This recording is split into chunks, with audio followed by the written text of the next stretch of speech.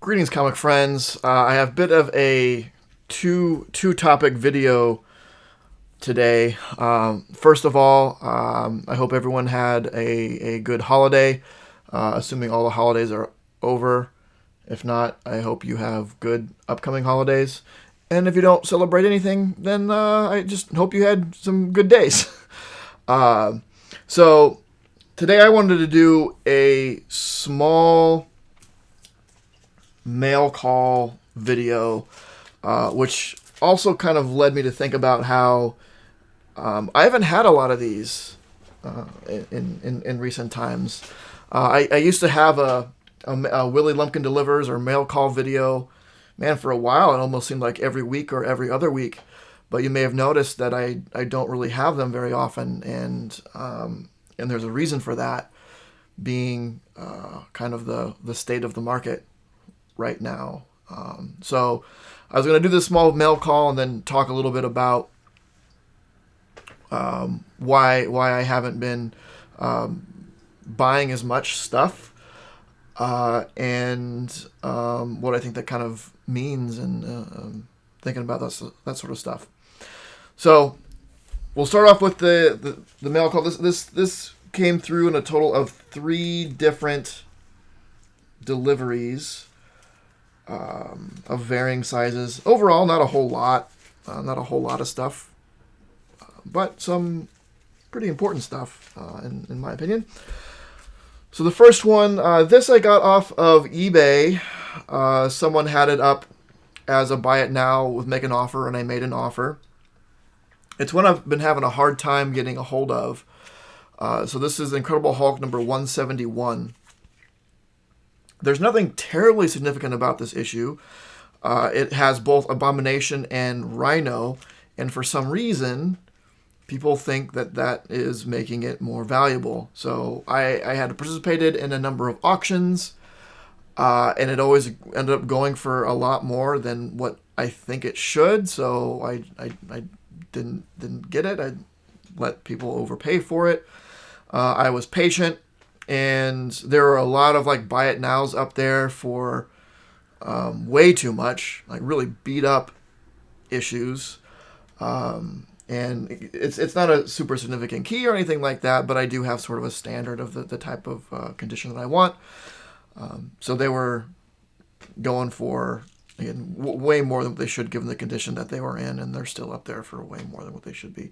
Not that it's an exorbitant amount, but I found a seller that didn't have a whole lot of feedback, which is sometimes kind of nice to find a smaller seller, where I think some people kind of avoid that.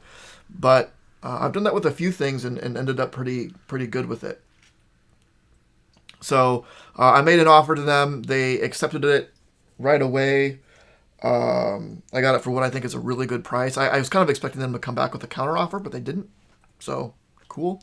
So yeah, it's a really nice copy of this that I've been trying to get a hold of for a little while now. This next set of books was all from a single seller. They just had a nice little chunk of Sensational She-Hulks that I needed to put that run together. So we have an 8, a 43. So as I've talked about Sensational She-Hulk stuff, there are a handful of issues that bring in a good chunk, and this is one of them because it's her ripping her clothes off, and she's wearing lingerie underneath. So this is one of the handful of maybe 5 or so issues that cost a bit more because of the cover. I was very surprised at what I was able to get this for, especially considering the condition that it's in. It's not, I mean, it's high grade. It's not near mint or super high grade, but I mean, honestly, it's probably like 9.0, 9.2, maybe 9.4, and I was surprised what this was selling for, and I picked it up right away. I'm like, yep, yes, please. And I looked it over after I got it in, like, This is great. I've paid more for less in this run. For books that weren't super significant, maybe just a little bit harder to come by, and I was just like, yeah, whatever, I'll pay it. But this I got for, I couldn't believe what I got that for. Sometimes you get lucky. Number 49.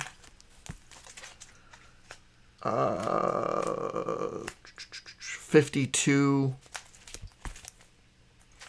and 53. So a couple of the later issues in there. Again, those get a little bit more expensive sometimes, just because they started dipping down on the print run. But yeah, a good five books in the Sensational She-Hulk run. I think that leaves me with 6 left. There is one more significant, that the Vanity Fair homage cover is the big one that I have left. Unfortunately, and that's probably going to be around a $60 or so book, somewhere around there, and at least to get it in a halfway decent grade. So that's unfortunate. The rest of them are filler-ish. I think number 15 is it's like the first gray She-Hulk, which I don't know, never really ever anything happened, but it goes for a little more because of that, which I think is kind of dumb. But anyway, but yeah, I think 6 more issues left in that, so it's getting there. The next one it was kind of interesting. It was a disappointment at first, but it turned out for the better. So first of all, I got 2 books from one seller. Teenage Mutant Ninja Turtles number 20 from the Image run. I think I don't know what volume they consider it. It's tough because it goes through, is it volume 4 or whatever if it's from a different publisher? I don't know, that's kind of hard to say. But from the Image run, number 20, just, I have, putting together all these Turtles runs. Every once in a while I'll find something that I need, and this person, there were a couple other things I was more interested in, but they happened to have this. And I was paying shipping anyway, so I was like, okay, throw it on. It's probably overpaid a little bit for it, especially now seeing it in hand. Probably wasn't quite the condition that I thought it was. But honestly, with some of these Turtles books, with books in the Image run and Tales of the TMNT, sometimes you beggars can't be choosers with those. Now, the reason that I was getting stuff from this seller in the first place is they had 2 issues of my Transformers run that I needed, and I only need 3 books for that Transformers run. And they had 2 of them. I can't remember what the numbers are, but they had 2 of them that were really reasonably priced. So I had I had ordered those 2, this Turtles. And there was one other thing that it was just a minor thing that's not even worth talking about. And ordered that, like, cool, I'm excited for this order.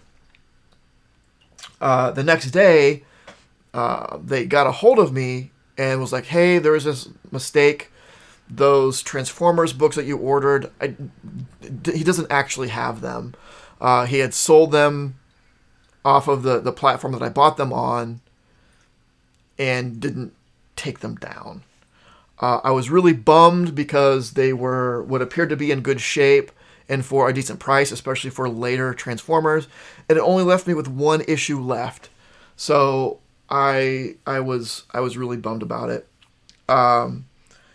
So he's like, what do you want to do? We could do, is there something else that you want that I have? We can work out, a refund or something like that. And I was thinking, like, if there's nothing else that I wanted that he had, I was probably just going to cancel the whole order, because getting this and the other small thing wasn't really worth once shipping was involved, in my opinion. So I probably would have just canceled the whole thing. And those 2 Transformers books, they probably came to, for the pair of them, I think it was maybe $25 or something like that. It was just shy of 30 combined. And I said, look, there was one other thing that you had that I needed, but I felt it was overpriced, so I didn't get it. If you're willing to work with me on that, then maybe we can go forward with this. I would have been okay just canceling the transaction. It would have sucked. You know, I was already bummed out because, like, well, I'm missing out on the 2 Transformers books, and I told him, like, out of the stuff that I ordered, like that was the meat of it. That's the stuff that I really wanted. The other stuff I kind of got just to fill out shipping, right? Like, I'm paying X amount in shipping. Let's get some more stuff on there to sort of spread the cost of shipping on it. And this other book that he had, I think he had priced for like $53, $55, something like that. And I felt it was more like a $35 book, maybe. And he was like, you know what? It was my bad. I'd rather not cancel the transaction and for you to walk away happy. He was very apologetic, very, very sorry about it. And I get it. It's fine. Things happen, right? Stuff happens all the time. So I wasn't mad. I was just bummed. And he's like, I'll just swap it out. You can have this other book for what you've paid for those 2 Transformers. And I'm really excited about it. So without further ado, it is The Incredible Hulk number 126. So this is a minor key. This is the first appearance of Barbara Norris, who becomes Valkyrie, the first Valkyrie. So kind of minor key-ish. It's like the 171. It's something I've participated in a few auctions with. It ended up going for more than what I thought it was worth, and I'll talk about that in a little bit. There were some buy it nows that were beat up and overpriced and things like that. This is in really good shape. It needs a clean in the press, which I might do at some point. I mean, it's a minor key, but for me, it's mostly just part of the not a Hulk run. So I might not invest the time and energy into it. I don't know. I've got other pressing work to do. Other more pressing work to do, I should say. But he's just like, yeah, I'll just give it to that. And I was like, that's awesome. Thank you. I appreciate that.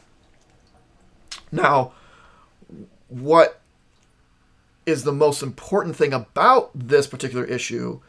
I'd ordered the 171 from that person before. This 126 is actually the last Hulk issue that I needed in the 102 and up run. Right? 102, like, you have Hulk 1 through 6. And then he was gone for a while. He was in Tales to Astonish, up into Tales to Astonish 101, and then it turned into Hulk 102. So really, the Hulk, the purest Hulk run is Hulk 1 through 6, and then Hulk 102 and up. This is the last book that I needed. This 171, and then finally this one is the last book I needed in the 102 and up. And out of the 1 through 6, I have 4 and 5. So that makes a solid run of Hulk 4 on up, which is pretty great. So I was real happy to fill this in. It's been bothering me. Like, getting 1 through 4 is going to be a pain in the butt for sure. And those are obviously big books. And now, with the way that prices are going, I don't know if I'll ever get the Hulk one. Like, it's too insane. The 2 through 4, maybe. The 1, it's starting to look like it's going to be maybe out of reach, which really bums me out to have. If I end up with a not Hulk run of 2 and up, ugh. But these little tinier issues, like, I just want to get them out of the way, and I was having such a hard time doing it. I was really happy to get that. So bummed about the 2 Transformers. It turned out good for a couple reasons. One, that book was real important for me to get, and I ended up getting a really good deal on it because those 2 Transformers books ended up not actually being available. So it ended up for the better. Now for the second part of this, I haven't been ordering stuff because the market is crazy. And I've talked about this And my thoughts on it, that this is just a bubble, and things are crazy right now because, with COVID and people quarantining and more focus and people's disposable income being focused on collectibles, comics, comics being a huge part of that, prices spiked. And when you see a spike like that in collectibles in general, it usually means a bubble. So I was kind of going with history and being like, this is a bubble. Things are eventually going to calm down, come back. Maybe not back down all the way to where they were, but come back down. Watching the market and the way things are going on, I'm starting to think that I was wrong. And I'm one who can admit when they are wrong about something. I hope that it is a bubble, and will pop at some point. But when you see a spike like this in any kind of market, it's one of two things are happening. Or one of two trends is happening. One, it's a bubble, and it's going to burst, and there are records of this, and there's studies on this, and I've talked about it before, where usually you see a bubble, and then there's the fake decline, and then there's the surge back up, and then but not quite as high as it was, because people start getting afraid, and they see prices going down, so people start selling, and then people see the lower prices, so they start buying it up again, so it spikes up again, but then people have lost confidence in it, so then it eventually just does its down. The other thing that can happen is a price or value correction, where it's not that it's a spike in a fad in a bubble that's going to burst. The market is realizing that the old prices were lower than things were undervalued. Things have been undervalued for a while, and it's a correction, right? Things go up because the market realizes that, man, these old books that are, in this case, books that are hard to get and rare, and they don't make any more of them, obviously, of older stuff. They are probably more valuable than what they've been going for. So it's a correction. It's not a bubble where it goes up, and it might fluctuate a little bit up and down, but it goes up and it stays up-ish. So those are the two main things that can occur when you see spikes in values or prices. I also think that, so I'm willing to understand that this is now, or accept that it's possibly a correction and not a bubble. But within a correction, this is what scares me now, is I think there's two types of corrections. There is a correction to where things should be, and I am willing to admit that before this whole spike thing happened, some things were probably undervalued, and I had a good run. I had a good run playing in that time. So I will admit that things might have been undervalued a little bit for a good while there, and a correction was necessary. So there's the idea of a correction to where it should be. And I think the other thing that can happen, which is what we're seeing here, is an overcorrection, where things got corrected and it got misinterpreted for a spike, where it was just getting to where it should be. It got misinterpreted for a spike, and people jumped on it because they thought it was going to be a spike, and that in turn caused it to actually become a spike. And now because it isn't, and when I say spike, like a bubble, like people are like, oh, I'm going to ride this bubble and make some money off of it. It became the peak of where a bubble would be, but because it was originally correction and people seeing that things were undervalued, it's actually overcorrected to the peak bubble area. And people continue to see that, and it continues to go up. So, and it's like, it's day to day. Like I see people posting things for sale. And a big thing in that community now is like, today's prices are not necessarily yesterday's prices. Like things can change overnight so drastically. All it takes is an announcement for some character showing up in a movie or being in a credit cookie, or someone with high influence thinks something is going to be important. And you see that stuff overnight. It's just, the market is crazy. So I had gotten out of it. I'm get stuff every once in a while if I can find it for I think is reasonable, and filling runs, because filling runs is usually a little bit easier because I'm not dealing with a lot of keys necessarily.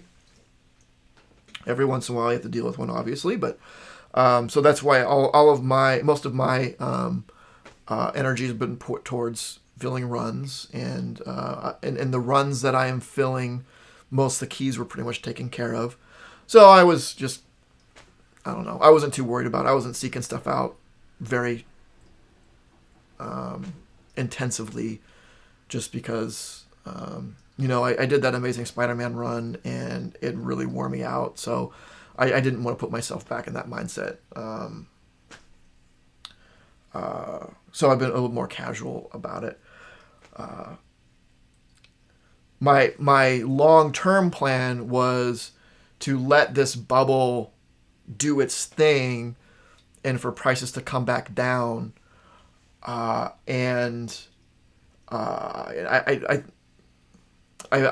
may have been incorrect.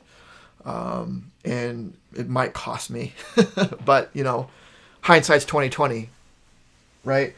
A lot of it was my more hope that it was a bubble and things would come back down. And I think long term stuff might, there's just still a lot of excitement about comics and stuff. If I think, what are things going to be like 20 years in the future, right? Can this comic stuff ride out for that long? This huge hype, are Marvel movies still going to be a huge thing? And if they are they going to be the same characters, or are they going to die down? It's real hard to say, because stuff today is still day to day. You never know what's going to happen. But I think 20 years down the line, things might be what they are now. So that things might keep going up and eventually cool down or plateau. Who knows? We haven't really seen anything like it in the collectible market. I don't think. COVID messed with a lot of stuff market and economy wise. So we're seeing a lot of things for the first time. The hope was that things, COVID would be a catalyst for known trends to be triggered, but it looks like that may not have necessarily been the case, unless it's one of these known trends that is just being stretched out on a longer timeline. Who knows? But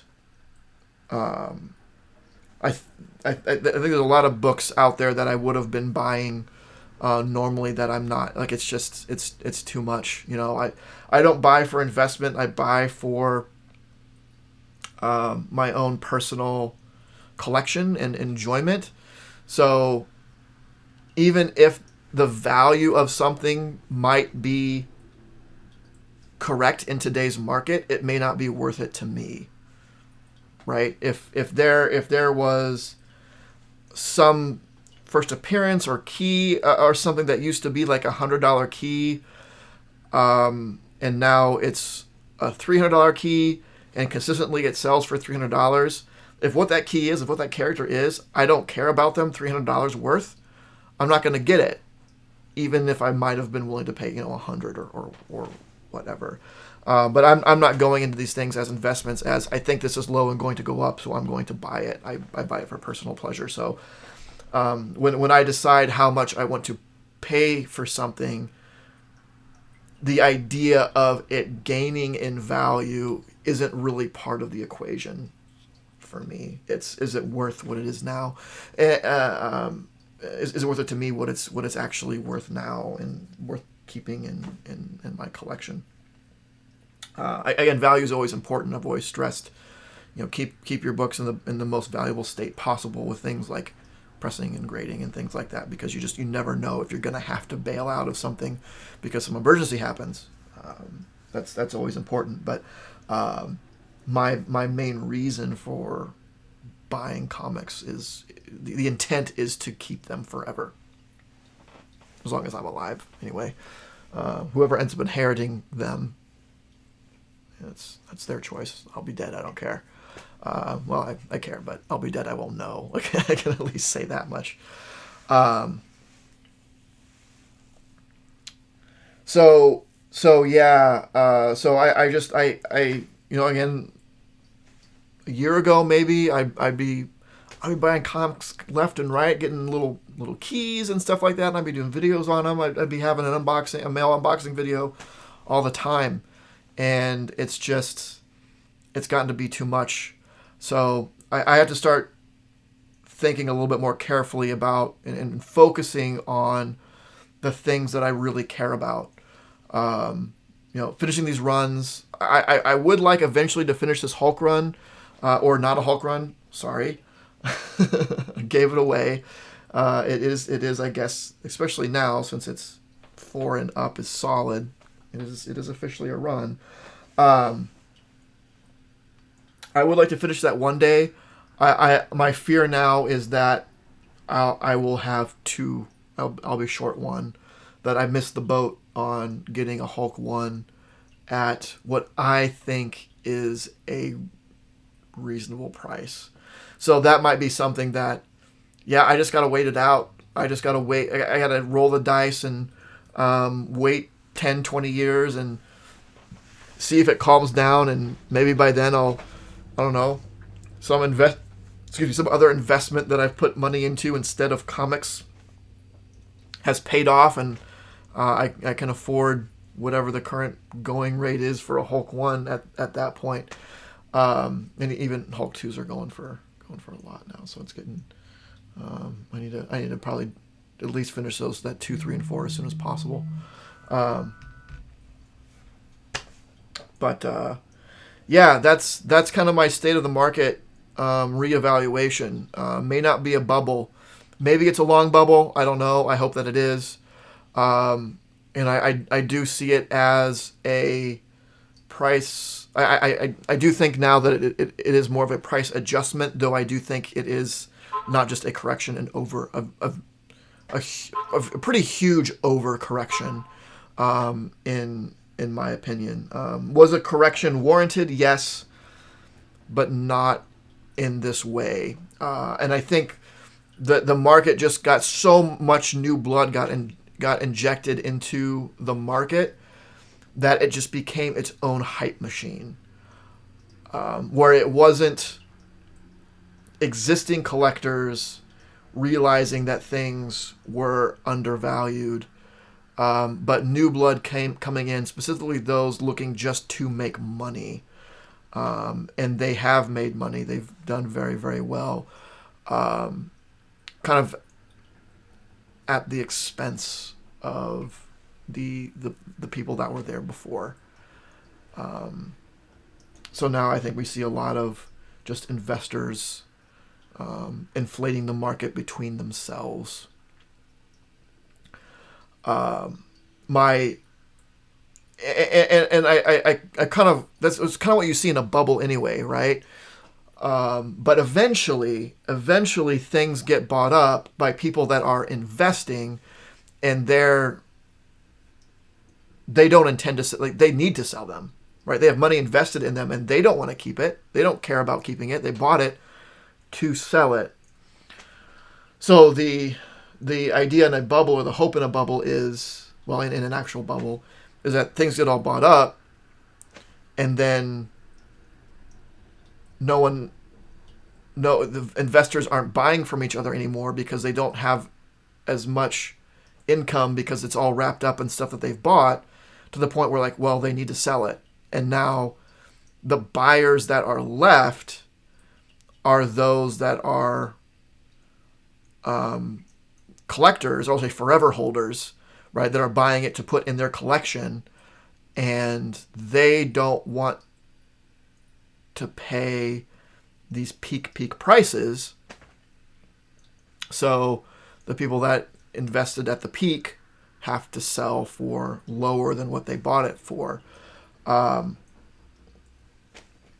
My fear now is that the people that are doing this investing have so much money that they can afford to sit on it and will sit on it and not sell it at a loss, right? That's what has to happen for a bubble to burst, right? Is people have to sell for a loss. If stuff is valued up here at some point, but it's selling for down here, people have sold for at a loss. But what I think is, because things have risen so fast and proven to be able to increase in value so drastically overnight, it's set the expectation that will always be the case, even if there are some dry spells. So people will sit on things for a lot longer than what they normally would.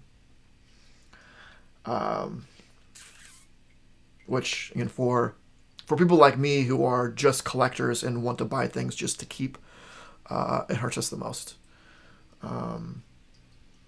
So I still hold out some hope that years and years into the future, things will calm down. But I don't think this is our normal bubble where it spikes for a little bit and then crashes just as quickly as it rose up, unfortunately. Hopefully I'm wrong with that. Hopefully I was right originally, and it's a long bubble. I don't know. Anyway, this has probably gone on for long enough. It's probably could have been 2 videos, one with the not unboxing, but the mail call and all this other stuff, but they just kind of seem to bleed into each other pretty well. So I just kind of threw them all together in one. But anyway, what do you think? What do you think the market is? Was I right originally? Do you think that this is a bubble? Do you think this is an appropriate correction? Do you think it's an overcorrection? What do you think is going to happen in the future? Like, I really don't know. I have my hopes. I would like to fill my runs. I have my list of the runs that need to get filled. I need to finish the She-Hulk. I need to finish the Transformers, the Tales to Astonish, and the Hulk. I'd be pretty happy with filling those and then just not worrying about comics other than new comics for a long time. I'd be kind of okay with that, because, you know, the majority of stuff that I have now, I never would have bought if they were at today's prices. I just never would have I just never would have thought about it. It would be way too much, more than I think than things are actually worth. But I'm not the market, right? The market decides, right? You have the value that the market thinks something is, and they have the value that an individual thinks they are. And I'm just one drop in the ocean, one piece of sand in the desert. So if I'm pushed out of the market, I'm pushed out of the market. The market's going to be fine. It's going to do what it's going to do. It's just kind of bums me out, I guess. But anyway, like, comment, subscribe. Let me know what you think. I'm very interested in talking about this. Of course, don't forget to make yours Titan. This video was brought to you by Titan Comic Pressing. Follow us on Facebook and Instagram at Titan Comic Pressing LLC.